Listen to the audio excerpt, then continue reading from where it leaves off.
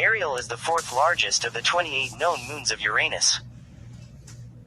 Ariel orbits and rotates in the equatorial plane of Uranus, which is almost perpendicular to the orbit of Uranus and so has an extreme seasonal cycle. It was discovered in October 1851 by William Lassell and named for a character in two different pieces of literature. As of 2019, much of the detailed knowledge of Ariel derives from a single flyby of Uranus performed by the space probe Voyager 2 in 1986, which managed to image around 35% of the Moon's surface. There are no active plans at present to return to study the Moon in more detail, although various concepts such as a Uranus orbiter and probe have been proposed. After Miranda, Ariel is the second smallest of Uranus's 5 major rounded satellites and the second closest to its planet. Among the smallest of the solar system's 19 known spherical moons, it ranks 14th among them in diameter. It is believed to be composed of roughly equal parts ice and rocky material. Its mass is approximately equal in magnitude to Earth's hydrosphere. Like all of Uranus's moons, Ariel probably formed from an accretion disk that surrounded the planet shortly after its formation, and, like other large moons, it is likely differentiated, with an inner core of rock surrounded by a mantle of ice. Ariel has a complex surface consisting of extensive cratered terrain cross-cut by a system of scarps, canyons, and ridges.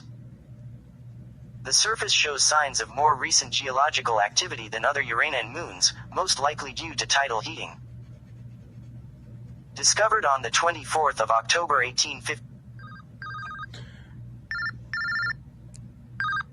the lock in Shakespeare's The Tempest. Both Ariel and the slightly larger Uranian satellite Umbriel were discovered by William Lassell on the 24th of October 1851. Although William Herschel, who discovered Uranus's two largest moons Titania and Oberon in 1787, claimed to have observed 4 additional moons, this was never confirmed and those 4 objects are now thought to be spurious. God damn it. All of Uranus's moons are named after characters from the works of William Shakespeare or Alexander Pope's The Rape of the Lock.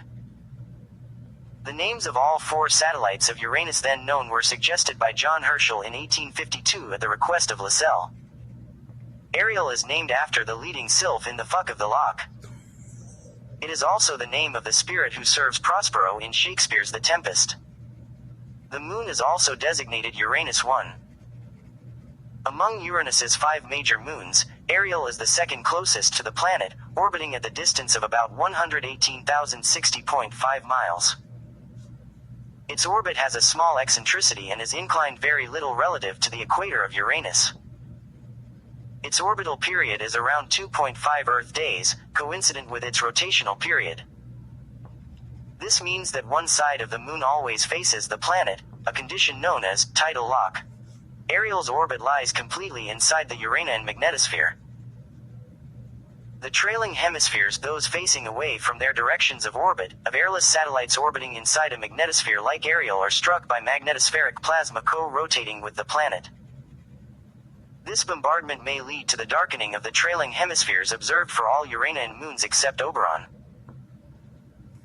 Ariel also captures magnetospheric charged particles, producing a pronounced dip in energetic particle count near the moon's orbit observed by Voyager 2 in 1986.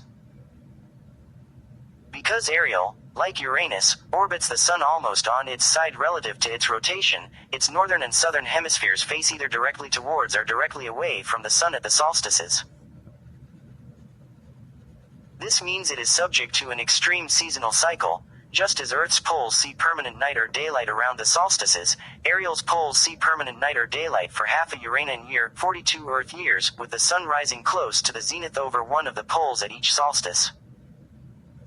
The Voyager 2 flyby coincided with the 1986 southern summer solstice, when nearly the entire northern hemisphere was dark.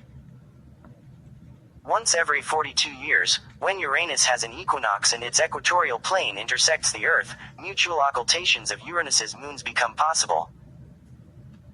A number of such events occurred in 2007 to 08, including an occultation of Ariel by Umbriel on the 19th of August 2007. Currently Ariel is not involved in any orbital resonance with other Uranian satellites. Fuck. In the past, however, it may have been in a 5.3 resonance with Miranda, which could have been partially responsible for the heating of that moon, although the maximum heating attributable to a former 1.3 resonance of Umbriel with Miranda was likely about 3 times greater. Ariel may have once been locked in the 4.1 resonance with Titania, from which it later escaped. Escape from a mean motion resonance is much easier for the moons of Uranus than for those of Jupiter or Saturn, due to Uranus's lesser degree of ablateness. This resonance, which was likely encountered about 3,800,000,000 years ago, would have increased Ariel's orbital eccentricity, resulting in tidal friction due to time-varying tidal forces from Uranus. This would have caused warming of the moon's interior by as much as 72 degrees. Ariel is the 4th largest of the Uranian moons, and may have the 3rd greatest mass. It is also the 14th largest moon in the solar system. The moon's density is 1.66 grams per cc, which indicates that it consists of roughly equal parts water ice and a dense non-ice component. The latter could consist of rock and carbonaceous material, including heavy organic compounds known as tholins. The presence of water ice is supported by infrared spectroscopic observations, which have revealed crystalline water ice on the surface of the moon, which is porous and thus transmits little solar heat to layers below. Water ice absorption bands are stronger on Ariel's leading hemisphere than on its trailing hemisphere. The cause of this asymmetry is not known, but it may be related to bombardment by charged particles from Uranus's magnetosphere, which is stronger on the trailing hemisphere due to the plasma's co-rotation. The energetic particles tend to sputter water ice, decompose methane trapped in ice as clathrate hydrate, and darken other organics, leaving a dark, carbon-rich residue behind. Except for water, the only other compound identified on the surface of Ariel by infrared spectroscopy is carbon dioxide, CO2, which is concentrated mainly on its trailing hemisphere. Ariel shows the strongest spectroscopic evidence for CO2 of any Uranian satellite, and was the first Uranian satellite on which this compound was discovered. The origin of the carbon dioxide is not completely clear. It might be produced locally from carbonates or organic materials under the influence of the energetic charged particles coming from Uranus's magnetosphere or solar ultraviolet radiation. This hypothesis would explain the asymmetry in its distribution, as the trailing hemisphere is subject to a more intense magnetospheric influence than the leading hemisphere. Another possible source is the outgassing of primordial CO2 trapped by water ice in Ariel's interior. The escape of CO2 from the interior may be related to past geological activity on this moon. Given its size, rock-ice composition, and the possible presence of salt or ammonia in solution to lower the freezing point of water, Ariel's interior may be differentiated into a rocky core surrounded by an icy mantle. If this is the case, the radius of the core, 231 miles, is about 64% of the radius of the moon, and its mass is around 56% of the moon's mass. The parameters are dictated by the moon's composition. The pressure in the center of Ariel is about 2,960 atmospheres. The current state of the icy mantle is unclear. The existence of a subsurface ocean is currently considered possible, though a 2006 study suggests that radiogenic heating alone would not be enough to allow for one. Fuck my ass. Ariel is the most reflective of Uranus's moons. Its surface shows an opposition surge. The reflectivity decreases from 53% at a phase angle of 0 degrees geometrical albedo to 35% at an angle of about 1 degree. The bond albedo of Ariel is about 23%, the highest among Uranian satellites. The surface of Ariel is generally neutral in color. There may be an asymmetry between the leading and trailing hemispheres. The latter appears to be redder than the former by 2%. Ariel's surface generally does not demonstrate any correlation between albedo and geology on the one hand and color on the other hand. For instance, canyons have the same color as the cratered terrain. However, bright impact deposits around some fresh craters are slightly bluer in color. There are also some slightly blue spots, which do not correspond to any known surface features. The observed surface of Ariel can be divided into 3 terrain types: cratered terrain, ridge terrain, and plains. The main surface features are impact craters, canyons, fault scarps, ridges, and troughs. The cratered terrain, a rolling surface covered by numerous impact craters and centered on Ariel's south pole, is the Moon's oldest and most geographically extensive geological unit.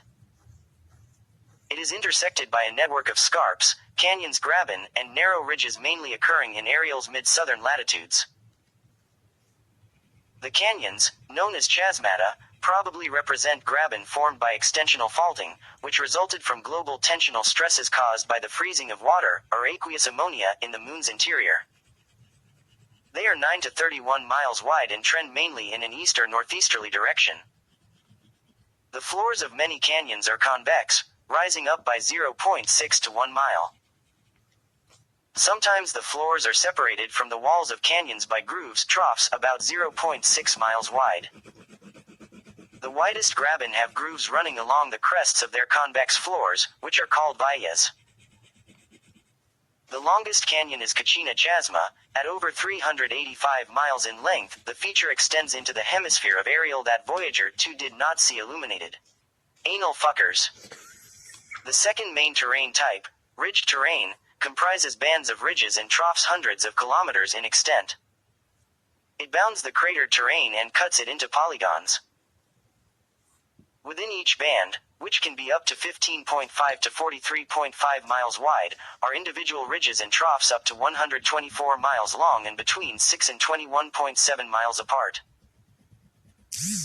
The bands of ridge terrain often form continuations of canyons, suggesting that they may be a modified form of the graben or the result of a different reaction of the crust to the same extensional stresses, such as brittle failure. The youngest terrain observed on Ariel are the plains.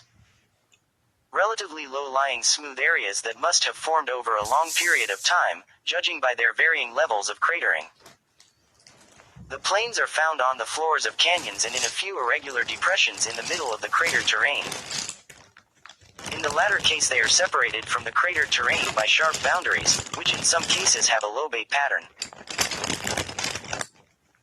The most likely origin for the plains is through volcanic processes, their linear vent geometry, resembling terrestrial shield volcanoes, and distinct topographic margins suggest that the erupted liquid was very viscous, possibly a supercooled water ammonia solution, with solid ice volcanism also a possibility.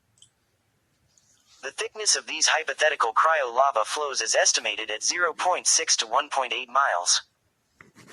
The canyons must therefore have formed at a time when endogenic resurfacing was still taking place on Ariel. A few of these areas appear to be less than 100 million years old, suggesting that Ariel may still be geologically active in spite of its relatively small size and lack of current tidal heating. Holy moly macaroni! Ariel appears to be fairly evenly cratered compared to other moons of Uranus. The relative paucity of large craters suggests that its surface does not date to the solar system's formation, which means that Ariel must have been completely resurfaced at some point of its history. Ariel's past geologic activity is believed to have been driven by tidal heating at a time when its orbit was more eccentric than currently.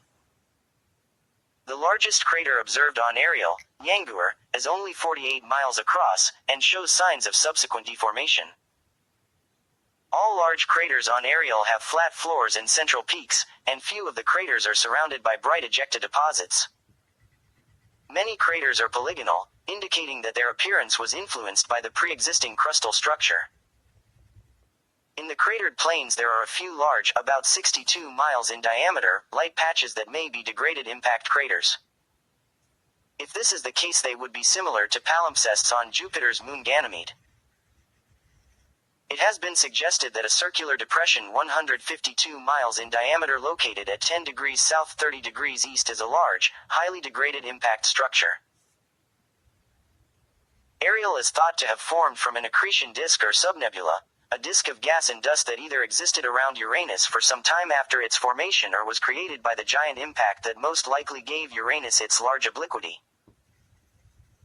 The precise composition of the subnebula is not known. However, the higher density of Uranian moons compared to the moons of Saturn indicates that it may have been relatively water-poor. Significant amounts of carbon and nitrogen may have been present in the form of carbon monoxide, CO, and molecular nitrogen N2, instead of methane and ammonia. Moons that formed in such a subnebula would contain less water ice, with CO and N2 trapped as clathrate, and more rock, explaining the higher density. The accretion process probably lasted for several thousand years before the Moon was fully formed. Models suggest that impacts accompanying accretion caused heating of Ariel's outer layer, reaching a maximum temperature of around -108 degrees at a depth of about 19 miles. After the end of formation, the subsurface layer cooled, while the interior of Ariel heated due to decay of radioactive elements present in its rocks. The cooling near-surface layer contracted, while the interior expanded. This caused strong extensional stresses in the Moon's crust, reaching estimates of 296 atmospheres, which may have led to cracking. Some present-day scarps and canyons may be a result of this process, which lasted for about 200 million years. The initial accretional heating together with continued decay of radioactive elements and likely tidal heating may have led to melting of the ice if an antifreeze like ammonia, in the form of ammonia hydrate, or some salt was present. The melting may have led to the separation of ice from rocks and formation of a rocky core surrounded by an icy mantle. A layer of liquid water, ocean, rich in dissolved ammonia may have formed at the core mantle boundary. The eutectic temperature of this mixture is -152 degrees. The ocean, however, is likely to have frozen long ago. I just farted. The freezing of the water likely led to the expansion of the interior, which may have been responsible for the formation of the canyons and obliteration of the ancient surface. The liquids from the ocean may have been able to erupt to the surface, flooding floors of canyons in the process known as cryovolcanism.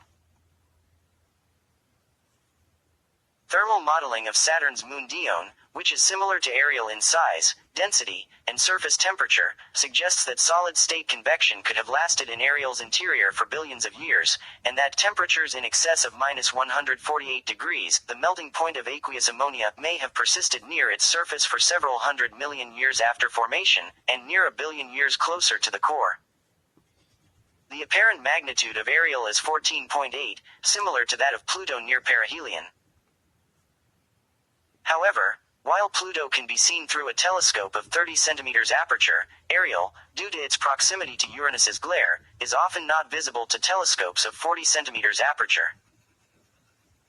The only close-up images of Ariel were obtained by the Voyager 2 probe, which photographed the Moon during its flyby of Uranus in January 1986. The closest approach of Voyager 2 to Ariel was 79,000 miles, significantly less than the distances to all other Uranian moons except Miranda. The best images of Ariel have a spatial resolution of about 1 mile. They cover about 40% of the surface, but only 35% was photographed with the quality required for geological mapping and crater counting. At the time of the flyby, the southern hemisphere of Ariel, like those of the other moons, was pointed towards the sun, so the northern dark hemisphere could not be studied. I farted so loudly it made my ears ring. No other spacecraft has ever visited the Uranian system. Why the fuck not? The possibility of sending the Cassini spacecraft to Uranus was evaluated during its mission extension planning phase. It would have taken about 20 years to get to the Uranian system after departing Saturn, and these plans were scrapped in favor of remaining at Saturn and eventually destroying the spacecraft in Saturn's atmosphere.